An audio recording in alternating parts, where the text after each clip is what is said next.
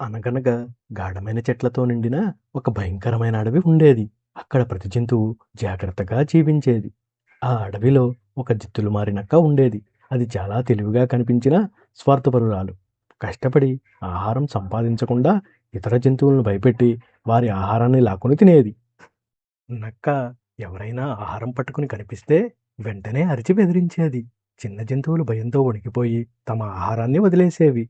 నక్క ప్రవర్తన ఏ జంతువుకి నచ్చేది కాదు. అయినా దాని భయంతో ఎవరూ ఎదురు చెప్పలేకపోయేవారు. అందరూ కలిసి బాధపడుతూ మౌనంగా ఉండేవారు. ఒకరోజు చలాకీగా తిరిగే తెలివైన కుందేలు ఈ అన్యాయాన్ని గమనించింది. అది నక్క చేస్తున్న పనులు చూసి చాలా బాధపడింది. కుందేలు ఆలోచిస్తూ నక్కకు ఒక పాఠం చెప్పాలి అని అనుకుని ఇతర జంతువులు భయపడకుండా జీవించాలంటే ఏదో గట్టిగా చేయాలని నిర్ణయించుకుంది. కుందేలుకు తెలిసింది ఒక విషపు దుంప ఉందని. అడవంతా తిరిగి ఒక ప్రత్యేకమైన దుంప కోసం వెతకడం ప్రారంభించింది. చివరకు ఒక పొది కింద దాగి ఉన్న విషపు దుంపను కనుగొంది. అది తింటే కడుపులో వికారం వస్తుందని కుందేలుకు తెలుసు. వెంటనే ఒక తెలివైన పథకం వేసుకుంది.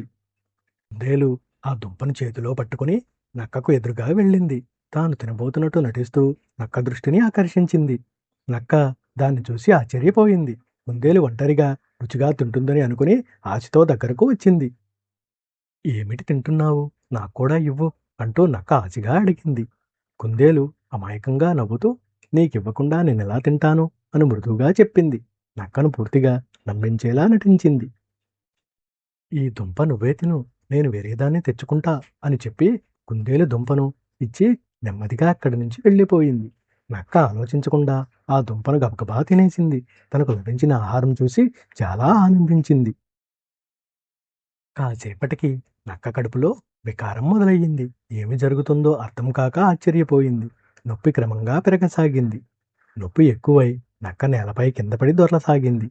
అది గట్టిగా అరుస్తూ బాధతో తల్లడిల్లింది. ఆ శబ్దం విని మిగతా జంతువులు అక్కడికి వచ్చాయి. నక్క బాధపడుతున్న దృశ్యం చూసి ఆశ్చర్యపోయాయి. అన్నీ కలిసి ఇది నీ తప్పుకు ఫలితం అంటూ సంతోషంగా నాట్యాలు చేశాయి. ఇకపై భయం అవసరం లేదని భావించాయి. నక్కకు తన తప్పు అర్థమయ్యింది. ఇతరుల ఆహారాన్ని లాక్కోవడం ఎంత తప్పో తెలుసుకుంది. జంతువులన్నీ కావాలనే ఈ పథకం వేశాయని గ్రహించింది. తాను చేసిన అన్యాయం వల్లే ఈ పరిస్థితి వచ్చిందని అంగీకరించింది. నక్క తన ప్రవర్తన గురించి లోపల ఆలోచించింది. ఇకపై ఇలా చేయకూడదని నిర్ణయించుకుంది. అది జంతువుల ముందే క్షమాపణ కోరింది. ఇకపై ఎవరి ఆహారాన్ని లాక్కోనని మాట ఇచ్చింది. జంతువులు నక్క మారిన తీరు చూసి కొంత ఆశ్చర్యపోయాయి. నిజంగా మారిందా అని అనుమానంతో చూశాయి. అన్నీ కలిసి తెలివైన కుందేలును మెచ్చుకున్నాయి. దాని ధైర్యం, తెలివితేటలు చూసి ప్రశంసించాయి. ఆ రోజు నుండి అడవిలో శాంతి నెలకొంది. నక్క కూడా మారి అందరితో స్నేహంగా జీవించింది. అడవి మళ్ళీ ఆనందంతో కళకళలాడింది.